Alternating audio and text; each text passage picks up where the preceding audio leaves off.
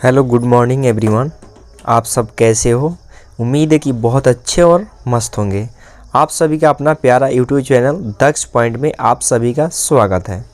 तो आज का क्लास बहुत ही इम्पोर्टेंट क्लास है और इस क्लास को आप मिस कीजिएगा तो समझिए कि बायोलॉजी का जो अंग बोला जाता है ना, वो आप मिस कीजिएगा, क्योंकि ये बायोलॉजी ऐसा क्लास है कि बच्चों को पढ़ने में बहुत ही आनंददायक साबित होता है।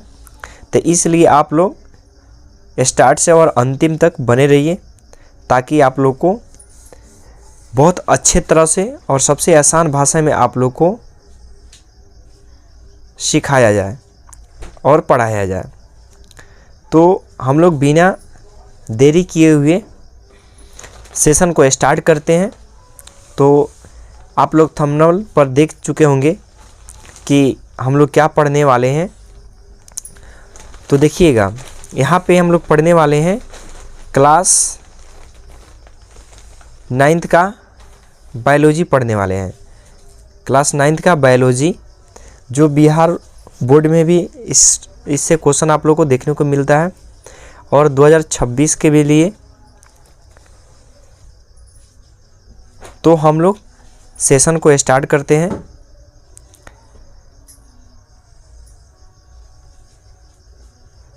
तो आप लोग शुरू से और अंत तक बने रहिएगा। तो बायोलॉजी का चैप्टर 1 है और चैप्टर 1 में हम लोग पढ़ेंगे कोशिका और एकदम आसान भाषा में पढ़ेंगे। क्या पढ़ेंगे? तो एकदम आसान भाषा में पढ़ेंगे। तो सेशन को स्टार्ट करते हैं और आगे को सेशन को बढ़ाते हैं। तो चलिए हम लोग को, और देखिए ये बिल्कुल फ्री रहेगा, इसमें कोई कॉस्ट आप लोग को कॉस्ट नहीं लगेगा। यानी आप लोग यहाँ पे देखें 799 है, तो ये समझिए कि आप लोग के लिए फ्री है। और यह है महाकुंभ सीरीज जो हम लोग स्टार्ट किए हुए हैं। उस सीरीज़ का नाम क्या है? तो महाकुंभ सीरीज, इसलिए क्योंकि अभी कुंभ का मेला लगा हुआ है, इसलिए अच्छा साबित होगा। तो हम लोग सेशन को स्टार्ट करते हैं। तो देखिएगा फर्स्ट, और ध्यान से पढ़िएगा, बहुत ही अच्छा लगेगा और एक ही बार में समझ में आ जाएगा। दोबारा आप लोग को इसको वीडियो को देखने की कोई ज़रूरत नहीं पड़ेगा।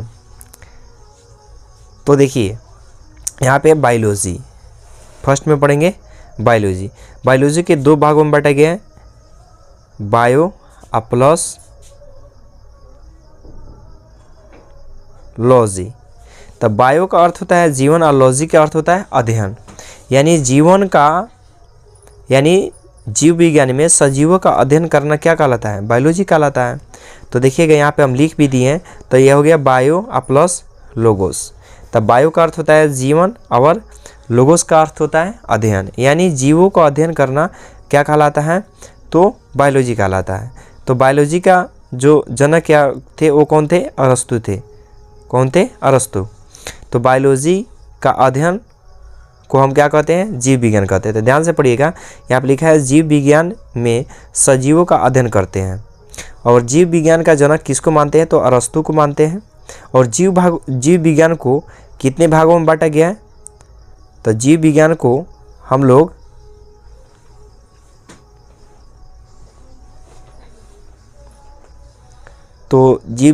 कितने भागों में बांटे हैं? तो जीव विज्ञान को हम लोग 2 भागों में बांटा है। कितने भागों में? तो 2 भागों में। आप लोग देखिएगा यहाँ पे ध्यान से कितने भागों में बांटा गया है। थोड़ा सा ऊपर कर देते हैं ताकि आप लोग को भी दिखाई दे।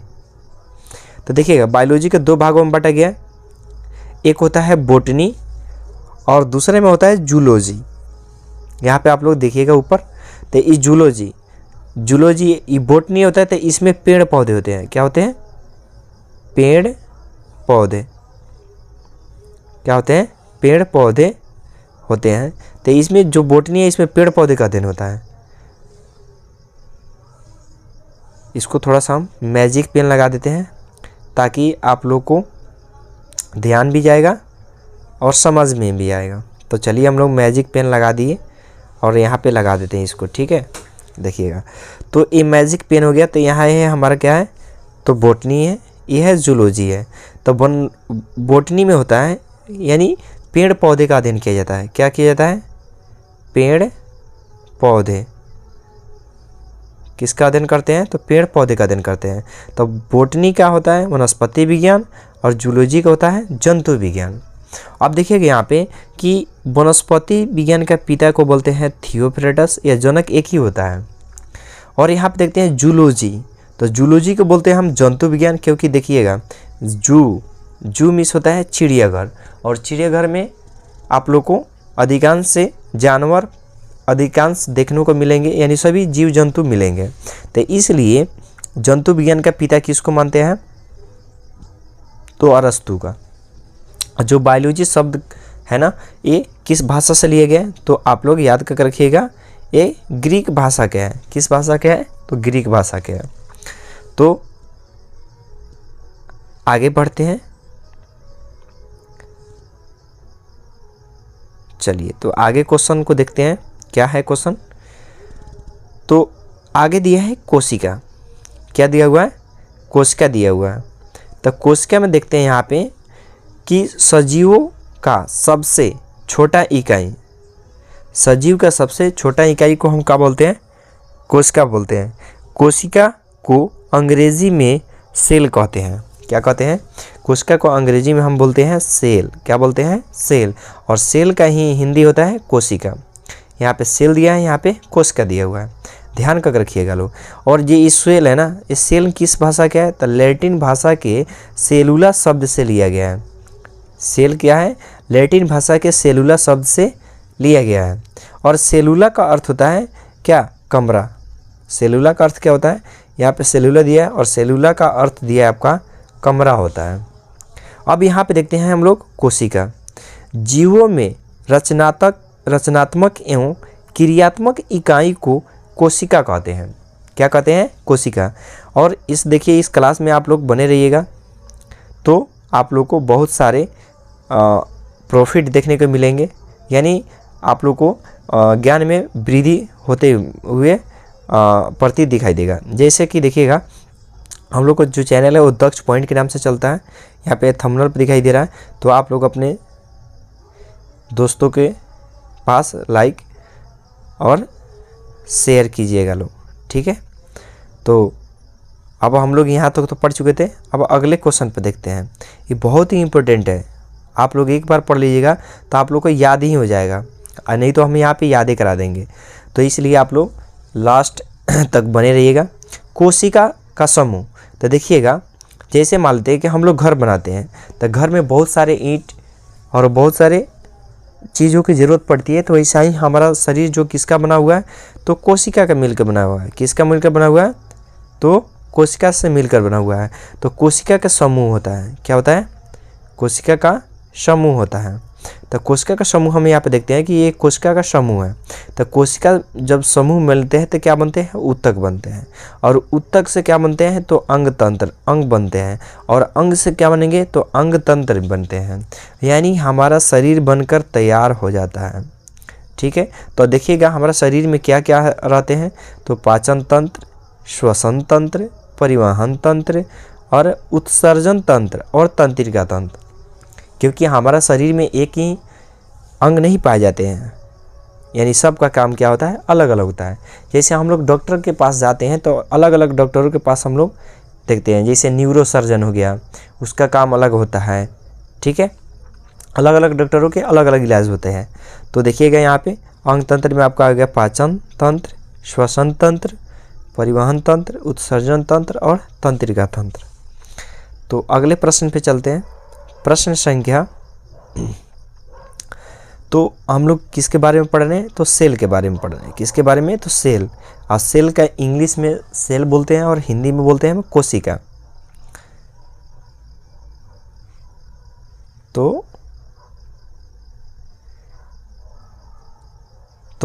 हम लोग के साथ बने रहिएगा, हमारे साथ बनिए और देखिए कि कैसे पढ़ाई होता है।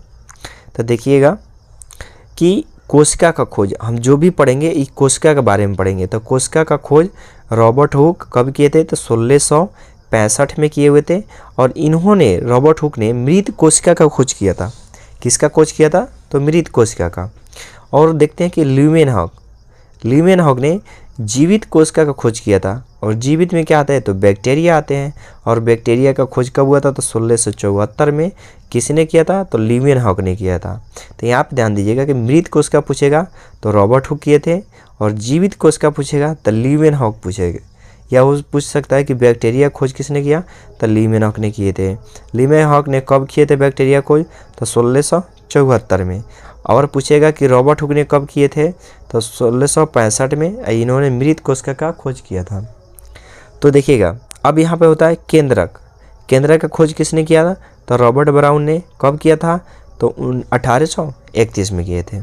उसके बाद देखते हैं कि पुरकिंजे ने जीव द्रव का खोज, यहाँ पे दे रहा है कि जीव द्रव का खोज किसने किया, तो पुरकिंजे ने किया। कब किया, तो 1839 में किया। ये सब बहुत ही इम्पोर्टेंट VBI है, ध्यान में रखिएगा।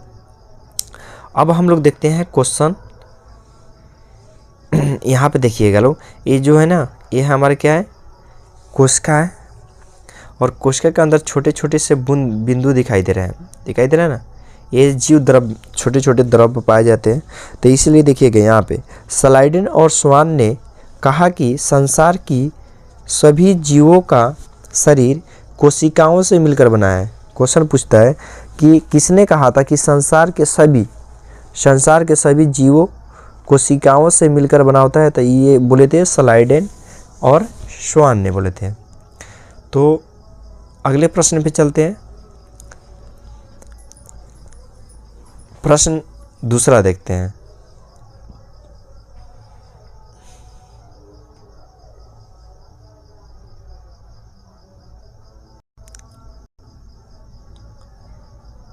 तो देखते हैं 1855, यहाँ पे आप लोग को दिखाई दे रहा होगा कि 1855 में बिरचो नामक व्यक्ति ने बताया कि जीवों के शरीर में नई कोशिका का निर्माण पहले से मौजूद कोशिकाओं के द्वारा होता है। इसको आप लोग एक पेन और डायरी रखिएगा, और इसको लाइन बाय लाइन जहाँ पे हम आपको बता रहे हैं वहाँ पे आप लिखते चलिएगा। और इसको लिख लीजिएगा तो बहुत ही आसान होगा, क्योंकि आपको रिवीजन करने में आसानी होगी। तो देखिएगा, अब स्ट्रासबर्गर नाम के व्यक्ति ने 1884 में बताया कि केंद्रक पौत्रिक लक्षणों के वंशागति में भाग लेता है। ये किसने बोला था, तो स्ट्रासबर्गर व्यक्ति ने कहा था। कब कहा था, तो 1884 में। और बताया था कि केंद्रक के पौत्रिक लक्षणों के वंशागति में भाग लेता है। अगले देखते हैं क्वेश्चन। एम नॉल ईरस्का 1931 में इलेक्ट्रॉन सूक्ष्मदर्शी का खोज किया था। ये भी बहुत ही इंपॉर्टेंट क्वेश्चन है। इलेक्ट्रॉन सूक्ष्मदर्शी का खोज किसने किया था, तो नॉल ईरस्का। कब किए थे, तो 1931 में किए हुए थे। अगले प्रश्न पर देखते हैं।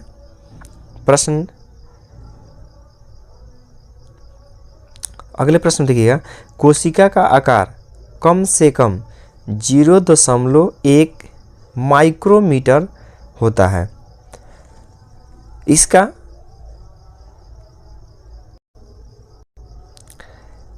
नाम माइकोप्लाज्मा या गैलसीरिटकम या न्यूरोनोमिया। अब देखते हैं शरीर की सबसे बड़ी कोशिका। तो सबसे बड़ी कोशिका किसका होता है, शुतुरमुर्ग का अंडा होता है। कितना होता है, तो 170 × 135 मिलीमीटर होता है। कितना मिलीमीटर का होता है, तो 170 × 135। और किसका होता है, तो शुतुरमुर्ग का अंडा। और सबसे बड़ी कोशिका किसका होता है, तो शुतुरमुर्ग का अंडा ही होता है। अगले प्रश्न पे देखते हैं, बहुत ही इम्पोर्टेंट है।